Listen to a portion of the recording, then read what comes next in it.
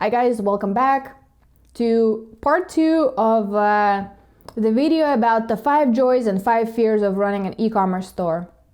In the last video I talked about the 5 joys, and I was talking for quite a bit, as I normally do in these vlogs, so I decided to move the fears part into the second section, and so this video is about those 5 fears and 5 troubles and 5 kind of negative aspects of running an e-commerce store. But to recap, the 5 joys on my list are getting your message out. All of the designs in store always start with a message that I would love people to see on the designs, no matter where they wear them. So that's number 1. Number 2 is learning and testing. People sometimes look at me and they say, oh, well, but you know how to do this. Well, guess what? All this is learned. I wasn't born with the skills of how to do Amazon listings or how to get brand gated and all these other things. You learn this. You look up, you read articles, you read books, you reach out to people, ask for advice. This is all the process of growing. There has never been any rocket science. There was no manual for me. I just kind of pieced it all together and tried and tested. So that's point number 2. That was still is a huge joy, learning and testing. Joy number 3, financial independence. At first, actually the store has been profitable pretty much from the beginning. The original sum of money that was invested and to get it up and running was $900, and all of it was for the 3 designs and 200 of each of the 3 designs, 3 patches. There were the original 3 only products of the store. Everything else was like, I think, web hosting for the website, but that's about it. There was no other investment, and the store became profitable pretty much within the first few weeks. So financial dependence, especially now in 2020, where I can look at where money is coming from and how much I'm spending, I feel very comfortable, and that comfort is, especially right now with the pandemic, with uncertainty and so many things in our lives, that has been huge for me. So financial independence, if you do this right, if you lay the right foundation, that can be huge. A lot of people do this wrong. A lot of people overspend. There's a lot of different things, so that's number 3. Number 4, buyer stories. I shared some examples in the last video. Always touching and always insanely rewarding to hear those stories, and I love seeing those emails. And I have some buyers with whom we will go back and forth, many emails, and even years later we would catch up on how things are going, and I love that. That has been, I don't know, you find your people and you grow together with these people, and you share life insights, and you support each other, and you kind of lean on each other's shoulders, and that's normal human process. And I'm super thankful that I get to do this with my store buyers and fans and friends. So that's point number 4. Point number 5, the joy of running the e-commerce store is seeing the process start to finish, from the message to the design, to packaging, to shipping, to where you sell, to how things look, to videos. I mean, all these pieces, you have full control. When you work in a company, you're like one speck of a bigger puzzle, but here you're the whole puzzle, and you can control what your picture on this puzzle looks like. So that has been insanely awesome. But in this video, so this was the recap of 5 joys. In this video, I would like to talk about some things that are less friendly and positive and inspirational. And I hope this video doesn't bring you down, but I mean, I'm just gonna call it as it is, because these are important things for people to know. There are a lot of very hard days, and there are a lot of discouraging days, and so here are the 5 things that make some of my days very discouraging. The first one that has been just so difficult is a lot of the store designs are original art. And what happens is people in China just see something that's popular on Etsy or Amazon, and they copy your design and sell that. And that has been a practice. These kind of knockoff products, rip-off products have been, it's not just in the patch industry. I mean, one of the most famous stories was when Zara copied designs of Tuesday, Shop Tuesday, Tuesday Boston, an illustrator, super talented girl, that created a whole brand around her designs, and they just copied her work, and that was them. But for me, it was a lot of AliExpress people. And just to give you a perspective, imagine one day you're feeling successful, the money's coming in, the store's doing great, you have your website, Etsy is good, and then Amazon's doing really, really well, and you feel happy. And then one day, all of a sudden, you start seeing knockoff designs showing up on Etsy, on eBay, on other websites, on Amazon. And for me, what happened was on Amazon, the sales dropped 75% within a day. So as soon as these guys showed up, they would put my designs either as other listings or lower the price. They would win the buy box, which is what, buy now, that button. It links to who is selling and whose price is cheaper usually at that point. So they started winning buy boxes on my listings. So my buyers would start receiving products that are not mine. So I would start getting negative reviews and I would have no control over what to do about this. And back then, I did not have a registered trademark for Isilda store. It was still pending. So just timing wise, it was literally 2-month window where if I had the trademark, it would have been resolved faster. But at that point, so within a day, everything just sank 75%.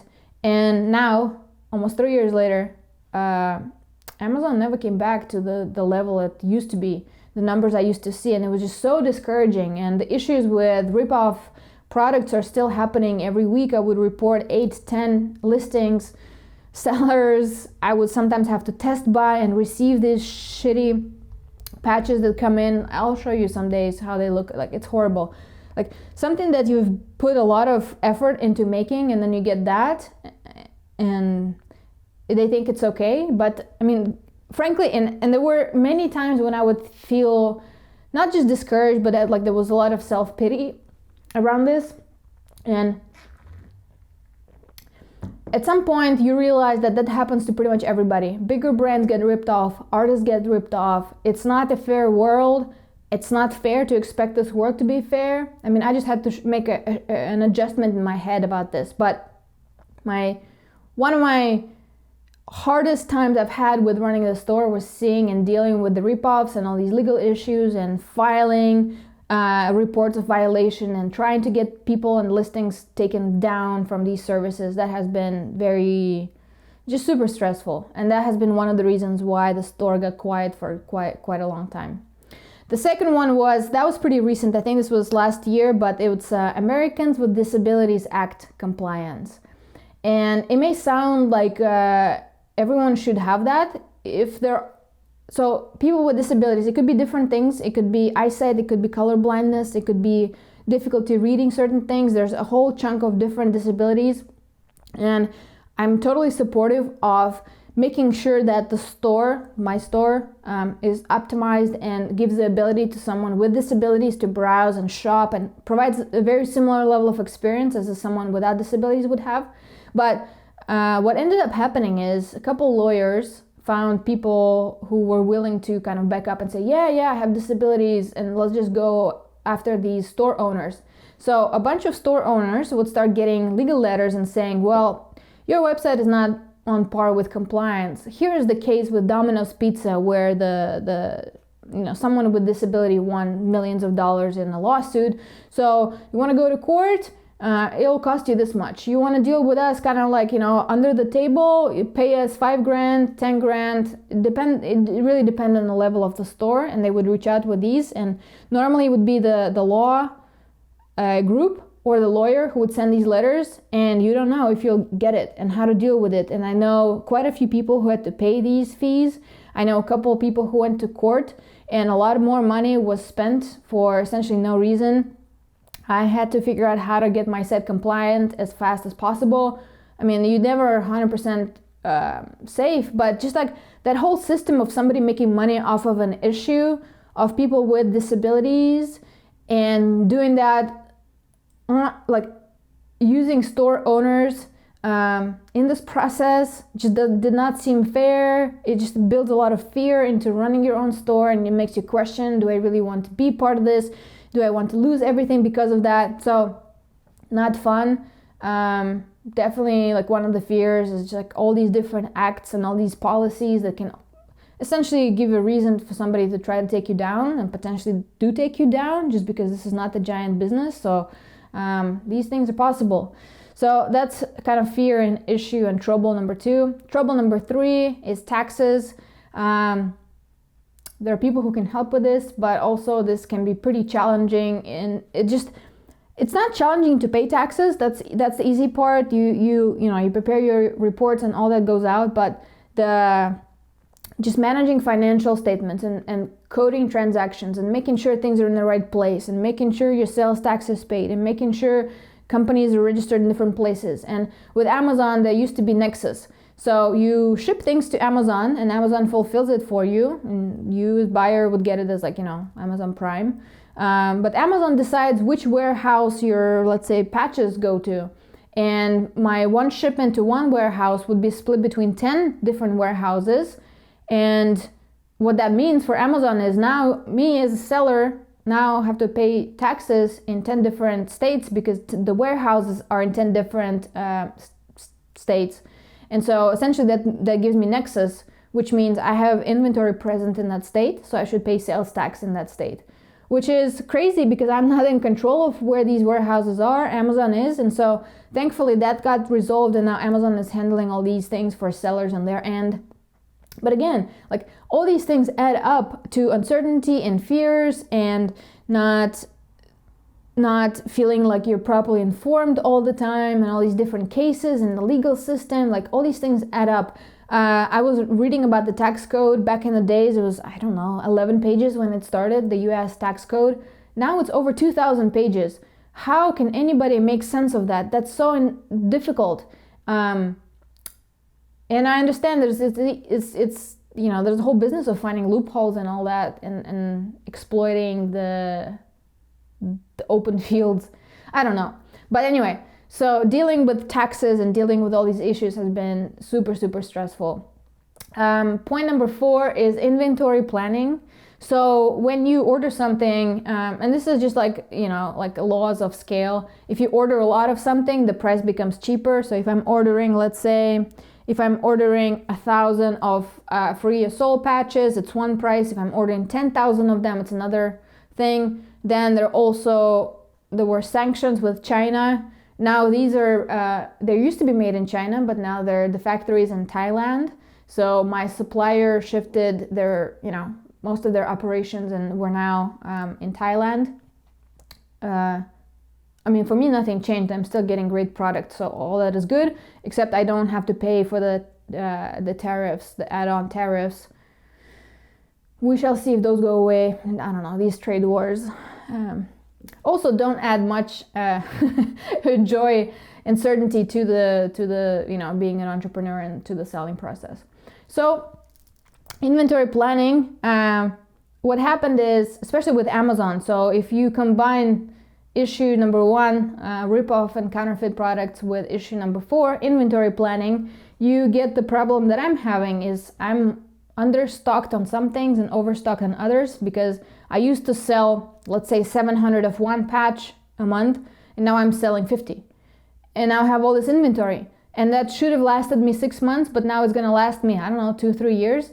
So I'm trying to offload some of that inventory. Nothing wrong with these designs, but just I was used to different pace of selling them, largely because of Amazon. And if Amazon is out of the picture, then it's just not on the same level. There's not all that much volume. And I know I'll eventually get through it, but at some point there's public storage unit that needs to be paid for, things need to be organized. All these things add up, and it's not fun. And sometimes you feel like you've done wrong by estimating improperly, but then you look back and think what you could have done better. And so all these things just add up in your mind, in my mind, and that's just not fun. So that's fear number 4, issue number 4, trouble number 4 of running an e-commerce store: inventory planning. There are tools that help.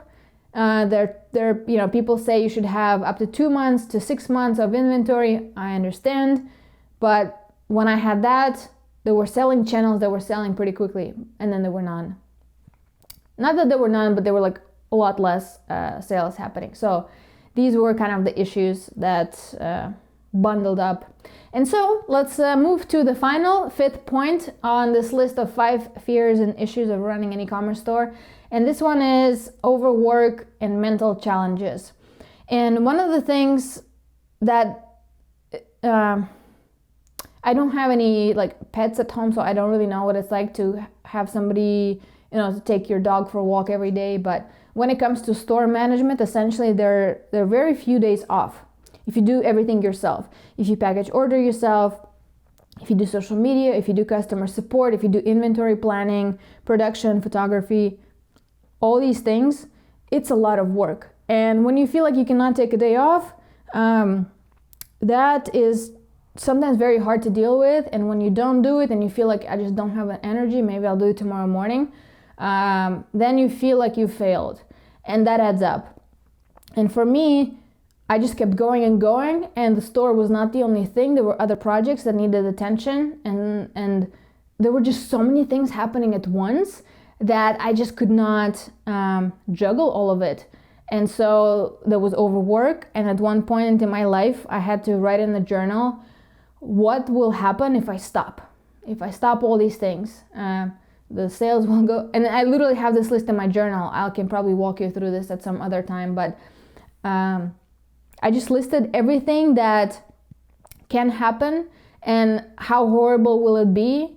And I realized after making that list that I can live with that I can go silent, I can be quiet, I can let the sales volume go down. Thankfully, it did not disappear, but everything just went kind of really quiet for a bit, and there have not been any new store designs for quite a bit, even though a few were in the final stages of like being really fine-tuned to go into production, but they never have been.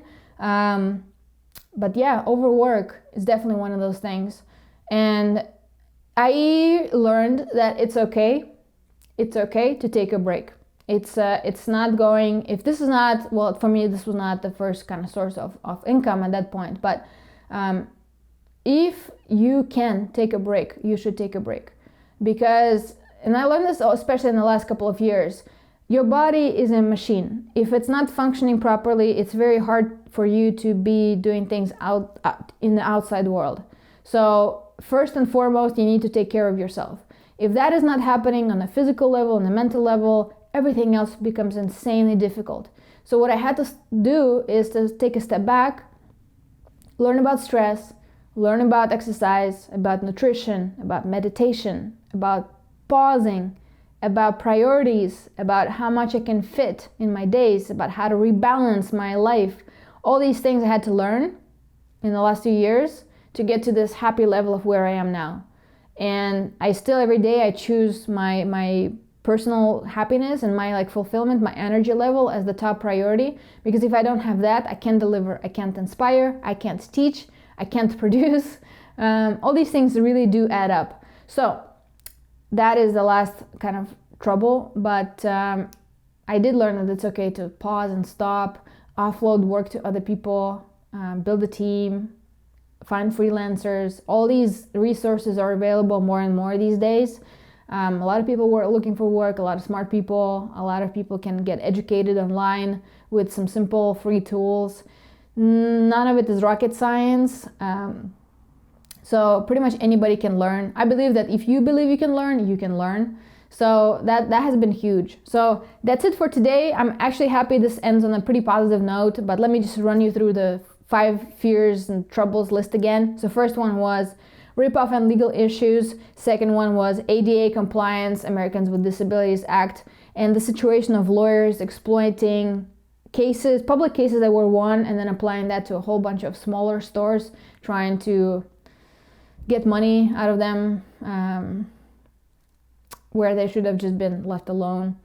Taxes and a lot of different regulations. I should have called it regulations and taxes, but that category. The fourth point was inventory planning and over planning, and then things shift and change and dealing with that. And then finally was overwork and mental crises and how to deal with them. So these are the 5 things that have been very challenging for me running the store. A lot of them I have overcome, and I've learned to deal with ripoff. I've learned to deal with compliance. You don't really know when you will get hit and what to do about that, but I've got some resources who can help me. Taxes, kind of always evolving. I mean, every year there are different regulations that are adjusted. Inventory planning, buy more things from Isilda store. Anything that's in store, please. Everything's available, especially t-shirts. Overstocked on t-shirts, overstocked on some patches. I thought I estimated right, but I did not. Nothing wrong with anything. Everything is still beautiful and comfy and perfect, but I just have a lot. And then overwork. Yeah, found my inner happiness, and I'll talk more about that. I would really love to share more of the things that helped me, and hopefully they will help you. And hopefully hearing stories of somebody who was able to overcome these challenges by learning from some resources that are available and sharing the story, I hope that will help. So I would love to end on a positive note, saying that if you do need a break, take a break. Your body is your machine. You need to take care of that first. Then you can take everything outside. So that's the priority. The challenges will always be. It's never easy. The things you really want to achieve, the things that very few people get to, that's why. There will always be challenges on the way, on any way. Nothing comes easy. Nothing worth pursuing ever comes easy. I should not have expected this to be an easy journey. But these things have been very frustrating and very challenging.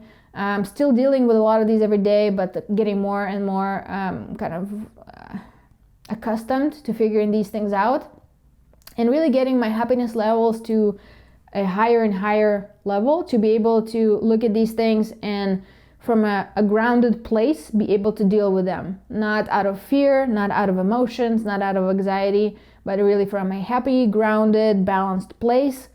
That's in the moment, dealing with the situation, taking it one step at a time.